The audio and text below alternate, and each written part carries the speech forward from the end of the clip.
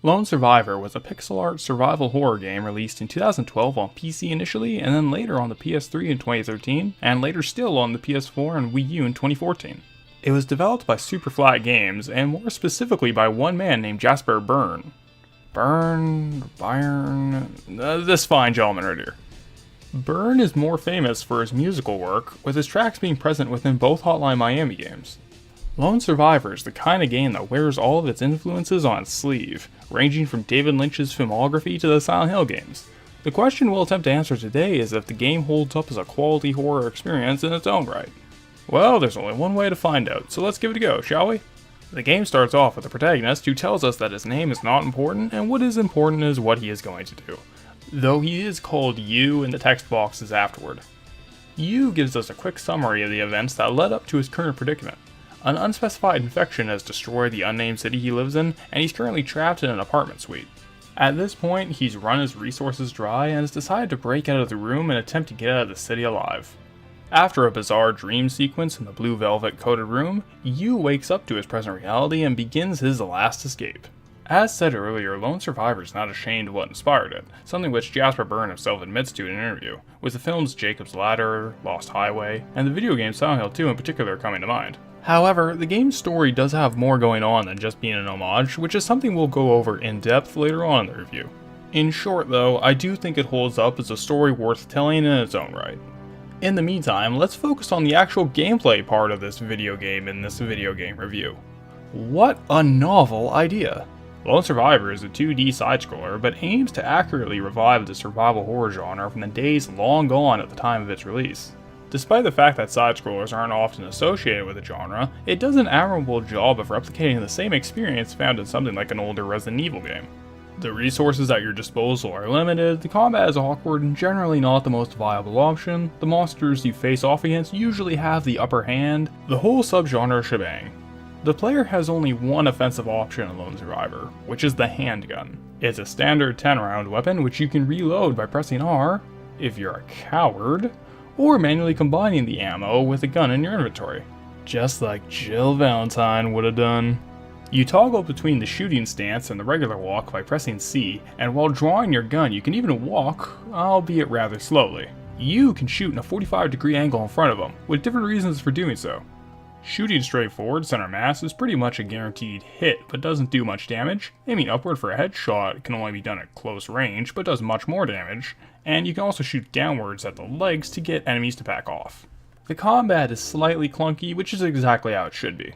The enemies move much faster than the player can when they're in the shooting stance, and the punctuated delays between each shot turns combat into a risky affair. Fighting is discouraged through the mechanics instead of the game going on a limb to explain it to the player. Unfortunately, it isn't all glowing. For instance, the boss fights present in Lone Survivor, if you want to call them that, are poorly done. The first is a frustrating jog through the basement of the apartment, completely at the mercy of a giant monster. The only real challenge of the sequence is making sure that you don't trap yourself in a corner, and the lack of visible light during it only increases the potential irritation. The second monster you fight at the game's climax you can either run away from for a few minutes or shoot at to speed up the process, in a fight very similar to the Pyramid Head encounter from Silent Hill 2. Alongside this, the lack of combat variety is something which can make the shooting repetitive rather quickly. In Resident Evil games, you have a decent number of guns at your disposal, even more so as the games would go on. And Silent Hill would usually give the player a mixture of a few guns and melee weapons to work with. In Lone Survivor, you don't have anything beyond the one. Neither of these issues are game-breaking, but they are a bit of a drag. It's fortunate that the other method of dealing with enemies, the stealth system, makes up for what the shooting lacks in additional options. While attempting to sneak around, the player has to manage a flashlight which works with batteries that can run dry, hiding in walls and alcoves as enemies pass them by, or sidling past the enemies themselves, using rotten meat as bait to lure them away from key points, and a supply of flares which act as a get-out-of-jail-free card. Stealth is more time consuming than just shooting at the monsters until they die, but it's tenser and the additional methods of sneaking at your disposal make it more varied and potentially enjoyable. For instance, while rotting meat bait is infinite, the player can only hold up to 6 at a time. Flares are finite, only can be held 3 at a time, and can be obtained reliably through giving 10 bullets, another scarce resource, to the traitor character. There's an interesting balance between combat and stealth found in Lone Survivor, and in my opinion the latter should take priority over the former. Active combat should be the last resort. Not to mention, the game having both stealth and combat present is a welcome addition because it means that lone survivor is balanced around both. Older survival horror games had both fight and flight as valid options, and that allowed for a more challenging experience that takes account for both styles being viable. Games such as Amnesia: The Dark Descent, which began dominating the market around 2010, removed combat from horror games completely, and in my opinion these kind of games are lacking due to not having the ability to fight at all. The game becomes balanced around one playstyle, and in order to alleviate potential irritation the player can have, it has to be designed to where the sneaky mechanics can't be too difficult. After a while, it takes the teeth out of whatever you're supposed to be sneaking around.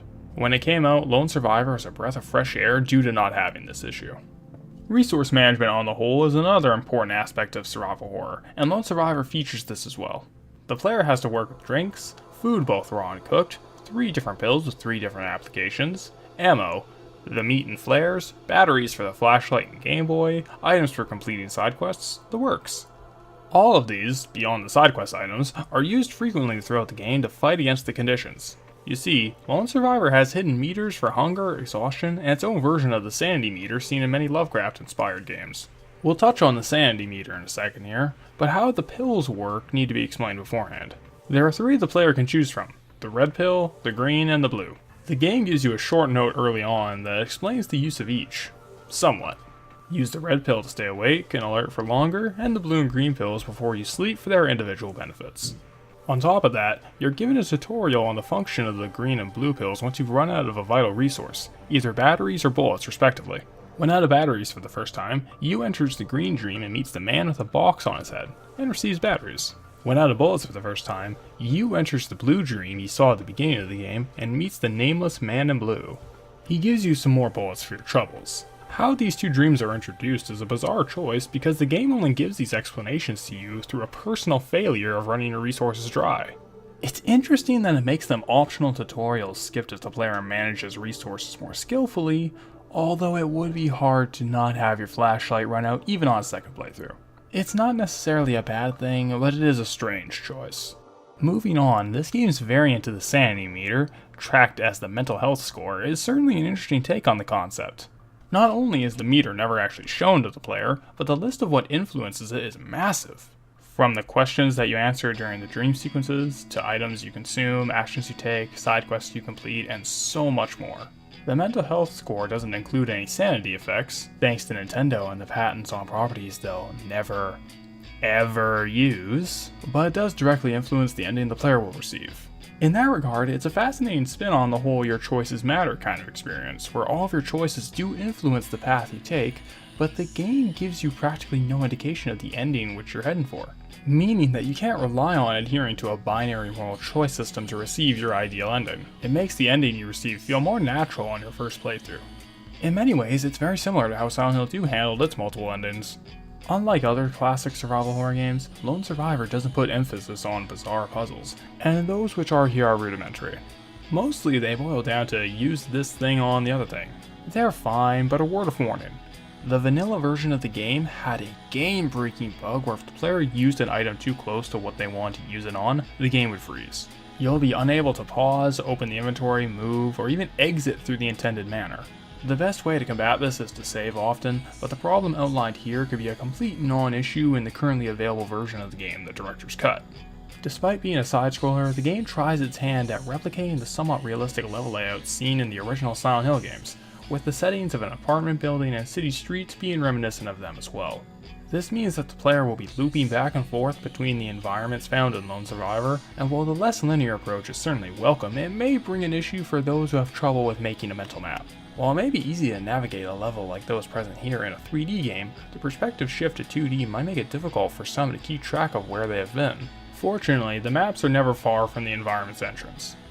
Another factor which helps navigation is the fast travel system, where the player can move back and forth between the game world and the apartment you is squatting in by looking into the many mirrors scattered around.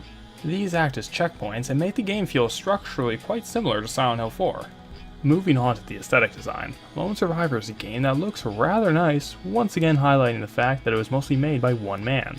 It's very impressive that it looks this nice, though I'm no expert on artwork quality as I've said in pretty much every single video I have ever made. It's redundant and I need to stop it, for real.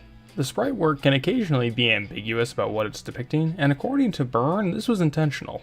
He explained in an interview, "The weird thing about the background art is that it actually looks gorier than it's supposed to be. The mind fills in the blanks. I tried to use that, drawing things that were rocks but looked, in the dark, like intestines." The sound design is solid as well, differentiating between what it needs to and never becoming repetitive on the air. Although the scream of the tall man enemies is pretty damn unpleasant, but in a good way, I think.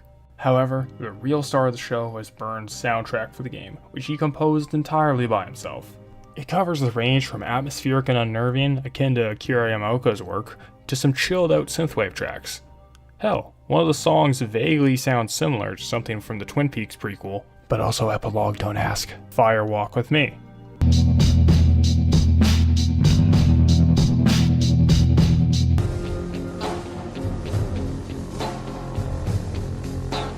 Getting back to the story, I'll just quickly glance over my thoughts on it without getting into spoilers. Being frank, you will probably be baffled by Lone Survivor on your first playthrough.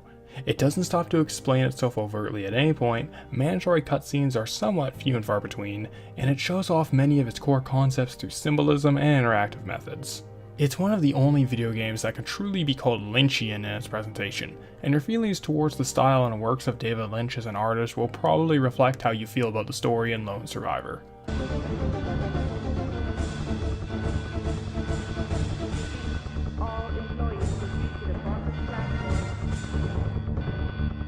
I've struggled with writing this section of the video, mainly because there's so much ground to cover in Lone Survivor and so much intentionally left very vague. So, to save some time at the expense of a more nuanced presentation, I'll just state my reading on the game up front. All of Lone Survivor takes place within a dream of a main character we really only see on screen twice throughout the game. You, the blue man, the boxhead man, and the white-faced man are not individual entities on their own, but are instead different parts of this one man. This character is grieving over the loss of a woman in his life, represented by the in-game character called Her, and is working through both her death and his own grief in response to it through his own unconscious. The situations, game mechanics, and choices the player can make in Lone Survivor are reflective of things that this man faces in his daily life. Theoretically, he could also be discussing this dream or series of dreams with a psychologist or psychiatrist, considering the mental health score system and how the results screen at the end of the game is called the Psych Report.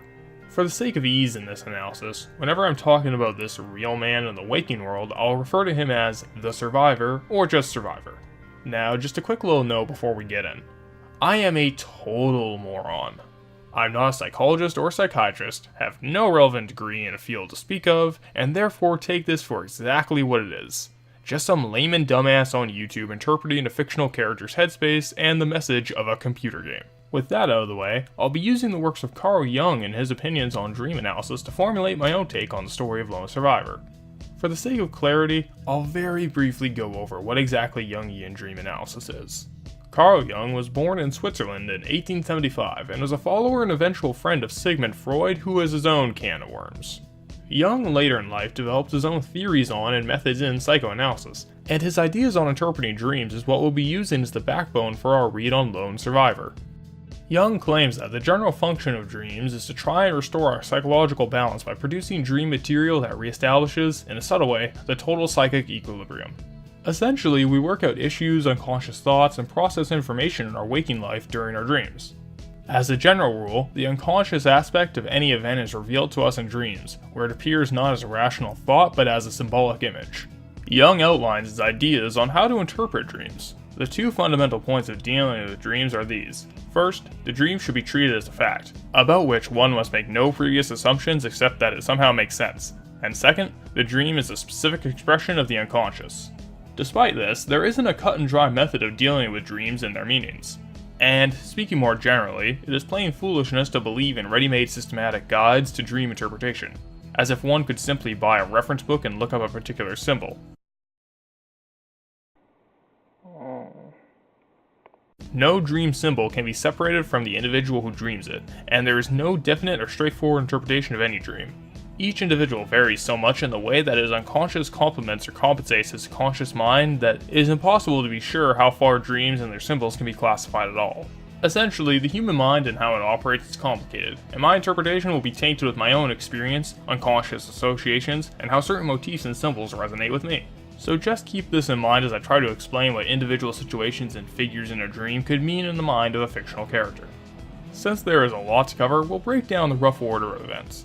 First, we'll discuss her and what she could represent, how the game's events could represent the survivor's waking life, how the side characters factor into things, analyze the 4 different aspects of the survivor's personality in you, the blue man, the box-headed man, and the white-faced man, and we'll end the analysis with what I think the overall message of Lone Survivor is. Once again, this is very much intended for people who have already played the game, since we won't be explaining the context much at all. Her is a nameless woman who wears a blue dress and is always either facing away from you or is physically separated from him by a wall or something like it. She appears infrequently throughout the game, usually distant and aloof in her mannerisms. The most intimate moments she has happen in the game's endings. In the red and blue endings, she sits with either you or a projection of the survivor looking onward at a ruined city, talking to him about how she doesn't want to be anywhere else. In the green ending, she lies on a hospital bed wounded in front of you. She tells him that she wants him to go on and live for himself. I believe that her is a stand-in for a woman in the survivor's life, be it a girlfriend, wife, sister, what have you. I believe this woman died in either a bus explosion or a crash of some kind, and the dream we play through is the survivor's subconscious attempt to reconcile her death with himself. The evidence for this vital section is towards the end of the game, where just before encountering the final boss, Yu walks through a ruined city that he remarks appears out of place, and through the husk of a burned out bus. The player may also read throughout the game mutterings of some kind of terrorist attack. The idea is that the survivor and whoever her is based on were on a bus like that before some kind of accident or attack took place, resulting in her death and his survival. Although a part of me resists the idea of a terrorist bus bombing being the source of the unnamed woman's death, since it seems like something a bit out of place for a game like this. Maybe it was just a bus crash, a seemingly random tragedy, and this explanation is just the survivor trying to have some sort of reason behind why she died? Who knows, but an interview with Jasper Byrne has a comment that needs to be addressed. In a 2-part Rock Paper Shotgun interview, a rambling conversation about immigration apparently led into the first question asked by the publication being, is Lone Survivor a post-9/11 game? Byrne responded by saying, yes, it is. That's the way, get right to the core. Yeah, it is, although maybe I shouldn't say that. Not many people have mentioned anything to do with where it's set or what the main event really is in the game. This is never elaborated on, so it could very well be literal and Lone Survivor could be about a man who lost a female companion in some sort of terror attack, maybe even 9/11 itself. But I can't say for certain, and this won't factor into my own analysis. Her is usually facing away from you, and when she isn't, she's blocked off from his direct eyesight. When Yu first speaks with her, she responds to his questions by saying how she didn't want him to find her like this. This could reflect the guilt Survivor feels over the death of this woman, projecting his inability to look at himself in his current state onto her. She can't bear the thought of Yu looking at her in her current state. It's also worth noting that her is wearing blue in all of her scenes and is most often seen in the blue curtain room or alongside the blue man. We'll return to this later, so keep it in mind. The structure and progression of Lone Survivor follows Yu as he makes his way out of the apartment he's been squatting in for the first time since he entered. He remarks how he can't recall just how long he stayed in the apartment. He decides as the game begins to finally go outside, first taking small steps to move around his apartment complex on its way to moving outside into the city, and ending with Yu reaching the ruined bus and the hospital where the game climaxes and concludes respectively. Along the way, Yu has to take breaks to eat, sleep, and drink. He can also care for the plant outside the apartment room named Chuck, and can also adopt a cat later on. I believe that these things are reflective of aspects of the survivor's current life. Jasper Byrne compares this to the Japanese concept of hikikomori or agoraphobia, with the room that Yu returns to being a sanctuary. The path the player leads Yu down in Lone Survivor reflects the survivor's ongoing trauma after the death of whoever her is a stand-in for, and the journey taken in the game is a dream allegorical for a slow recovery. He became a bit of a hermit following the incident, and we can interpret the game's progression being representative of him slowly moving out of his room, his building, and then again into the world outside. The game's climax follows Yu, a stand-in for the survivor, confronting the bus where the accident took place and eventually the hospital where her's waking life incarnation died, this sequence seeing the survivor confronting the incident through the unconscious language of his dream. The ending you receive determines if the survivor was truly ready to confront his trauma, which is itself determined by the mental health score the player accumulates over the course of the game. The enemies encountered along the way could also reflect the survivor's view of people in the waking world, and his anxieties of being around them. Faceless entities that are either indifferent to his presence or entirely hostile to it. If they do in fact represent people, it would then explain why killing them lowers the mental health score. You taking a more aggressive approach to the enemies reflects the survivor maintaining a caustic attitude towards other people, with the more passive approach of using stealth to avoid direct confrontation representing a similar waking world response. It could show that, while the survivor still sees others as intimidating, due to his implied agoraphobia following the incident, and may not be ready for full interaction with others, he's avoiding needless confrontation with them. Also, just a small aside about two aspects that influence mental health, the plant Chuck and the stray cat. Caring for a plant and eventually a pet is a common step in addiction recovery, which while not applicable for our analysis is an interesting thing of note. Over the course of Lone Survivor, you will meet a handful of somewhat normal people he can speak with. The first of these encountered are three partygoers named Chie, Benzito, and Kenny, all of whom seem completely ambivalent to the infection and monsters surrounding them. Benzito and Kenny could reflect the survivor's frustrations of communicating his own grief and trauma with his friends in the waking world. From his point of view, they don't get it, and they remain willfully ignorant while living it up at the same time. Considering the survivor's caustic perspective on strangers, having this grass is greener point of view and looking at others close to him makes sense. There are two more things of note with Kenny and Benzito. First, talking to them boosts the mental health score. Second of all, when you receives the gun, both of them are found dead immediately afterwards, with two thin men eating the bodies. Chie is a bit of a blank for me, and I really can't come to a definite conclusion on her for this analysis. She could be a stand-in for someone the survivor actually knew who tried to help him through the loss of her, with the conversation between the survivor and Chie about her doll implying some history between the two. The same doll, it's worth mentioning, being held by who I believe to be the survivor in the green ending. However, Chie is also the one who gives you the gun, albeit somewhat reluctantly. Perhaps she's someone who means well, but is someone who enabled his harmful behavior? Maybe this scene is a reflection of a waking one where she bought the survivor a gun following the death of her. Who knows? Regardless, I believe that all three reflect people in the survivor's life, and Chie vanishing when Yu picks up the gun and Benzito and Kenny being found dead immediately afterward could represent his unconscious knowledge that this kind of behavior is pushing away those in his life. The director is the trader character of the game, who can give you certain items in exchange for others, and occasionally something for absolutely nothing in return. He's pretty much the only unambiguously friendly face Yu meets over the course of the game. He seems to take a quick liking to you, but his most interesting moment comes in the game's conclusion where he's killed by the final boss. As he dies, he expresses to you how he misses her too. For the sake of our analysis, it's a safe reading to say that the director's parallel in the survivor's waking life had close ties to whoever her was as well. Considering his role of mentor for you, he could easily represent the survivor's father, in-law, or another older man directly tied to his and her lives. The fact that he takes bullets in exchange for flares, stealth being the unambiguous good path in this instance, could reflect whoever the director is based on being vital to the survivor's support network. Finally, Hank is a direct parallel to you. He's barred up in a room in the same city, which is a gun shop for that matter. He's too afraid to go outside and is reliant on the same blue pills you can take. What separates you from Hank is that the latter is completely hopeless and has given up almost entirely on improving his situation. Hank could be a projection of the survivor's fears of hitting rock bottom, so to speak, and who he could become if he doesn't try to turn his situation around. Hank's infection could be a vague symbolic metaphor for this concern, because after all it results in him not being able to see the light. It's also interesting how the player's choices are what can influence Hank's path. Given the blue pills, the same things that allow you to visit the blue velvet room and what Hank is directly asking for, and his situation will worsen significantly. It can even get to the point where you can suggest suicide to him. If you only give him the health tonics you collect around the city, which he never once asks for by the way, his situation improves. Essentially what Hank wants he doesn't actually need, and what he needs he isn't even aware of, which could be parallel to how the survivor may view his own path to recovery. Whether consciously or not, that's up to you. As said prior, the dreamer of this entire story, the survivor as we're calling him, is represented in the dream by 4 separate characters. These are you, the blue man, the box-head man, and the white-faced man. None of these figures are unique individuals with their own agency, and neither are they split personalities or something melodramatic like that. They're all just 4 different aspects and personality traits of one complete, well-rounded man, made manifest in the dream. The contrasting desires and feelings of each part of this man are played out in the dream by the encounters and conflicts between each of the 4. You is more than likely the closest direct parallel to the survivor of the 4.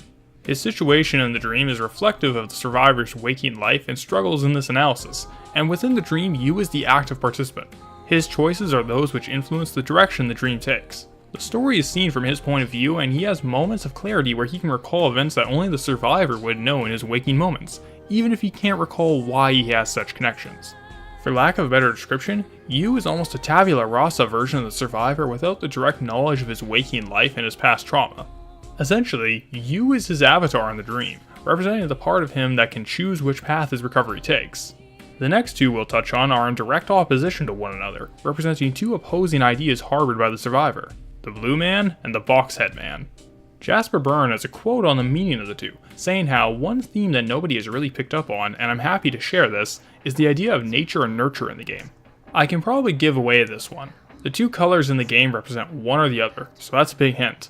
Among other things, green is used as a color to represent nurture, and blue is a color representing nature. So that should give you a hint of what the dreams are representing. With this, it isn't too much of a stretch to tie both of these characters to the nature and nurture aspect of the story. To quickly sum up, the Blue Man and the Box Man represent the two different paths that the survivor could take in response to his trauma.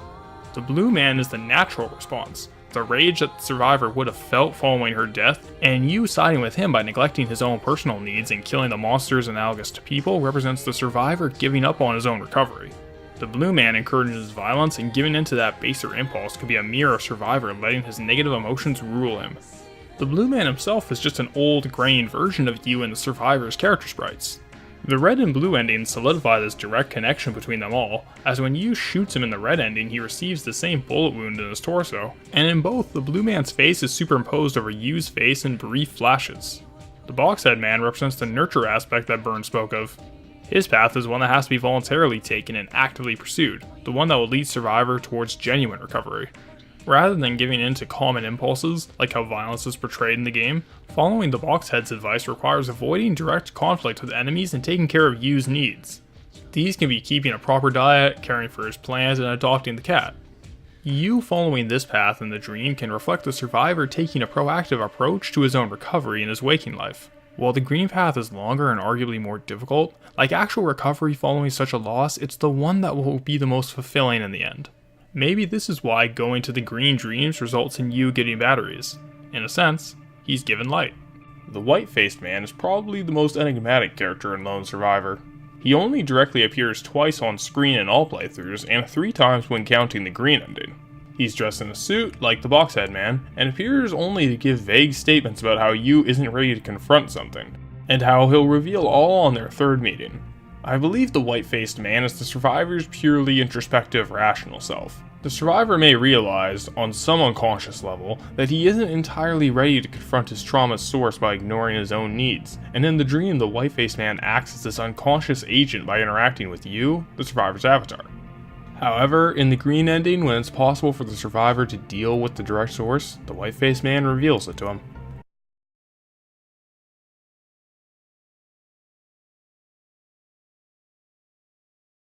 We live inside a dream.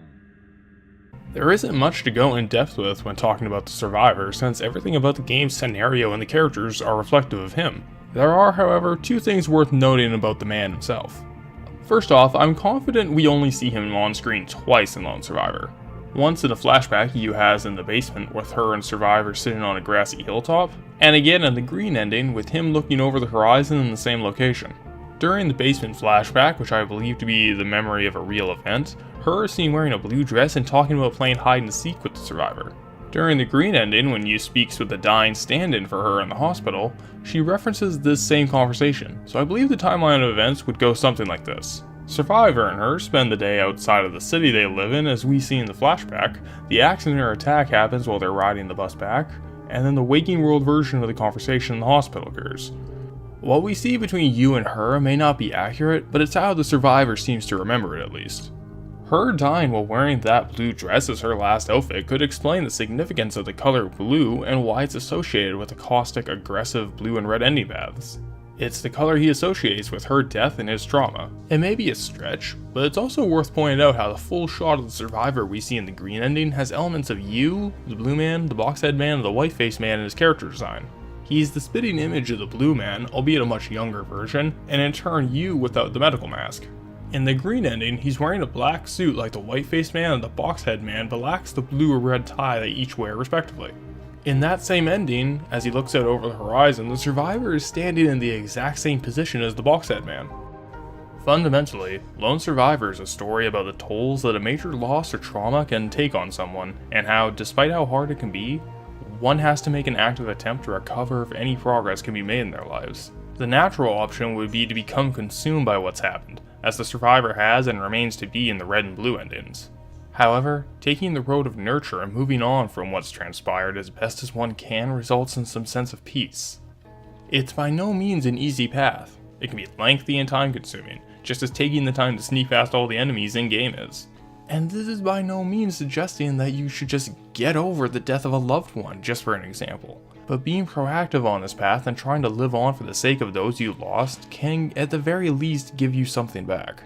The endings themselves reflect this. In the blue and red endings, we last see either you or Survivor sitting alongside her, who remains faceless just like all the monsters you faced up to that point. While he gets the comforting question from her about how they're still together, he still overlooks the same ruined city. He's living in his delusion and clinging to the nameless, faceless idea of her that he keeps in his mind. However, in the green ending, she's looking directly at you, her face shown on camera for the first time. Here, now that we're given some sort of identity for her, she gives her last request, for you, in turn the survivor, to live for himself. The survivor may not get her back, but if he follows her advice and looks after himself, he can get his own life back. As others have pointed out, the song titles for the endings seem to be consistent with this view on the game's story. The red and blue endings have the song Sleep Forever, the survivor staying in the same cycle of grief and the dream. And in the green ending, the song Survival plays, the possible meaning of which we've just gone over. The credits theme for any ending, it's called Moving On. Maybe that's a sentiment to live by. Or maybe I'm a big dumb idiot and this is a total waste of time and I'm completely wrong. Who knows?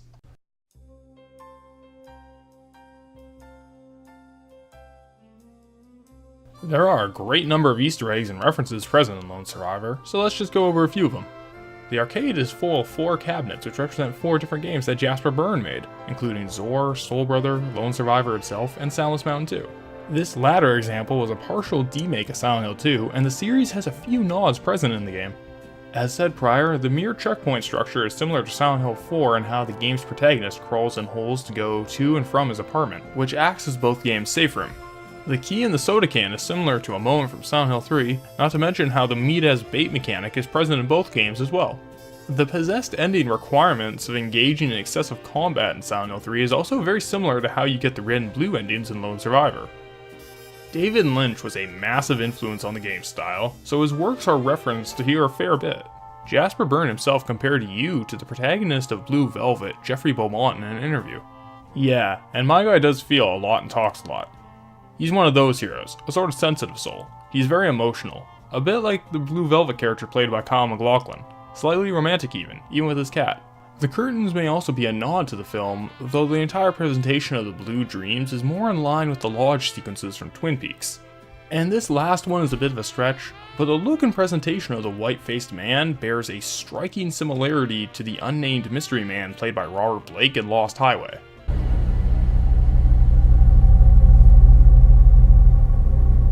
We've met before, haven't we? Frankly, there was no way I was ever going to be objective about this. Lone Survivor is an all-time favorite of mine. It's one of the few true blue survival horror games released after the end of the PlayStation 2's heyday, and tells a compelling little story that's open to a surprising amount of interpretation. The fact that it was almost entirely done by Jasper Byrne on his own only endears it more in my eyes, since you can tell this was a personal passion project of his. If anything that I've said up to this point makes this game sound appealing to you, then by all means, take the plunge and play Lone Survivor.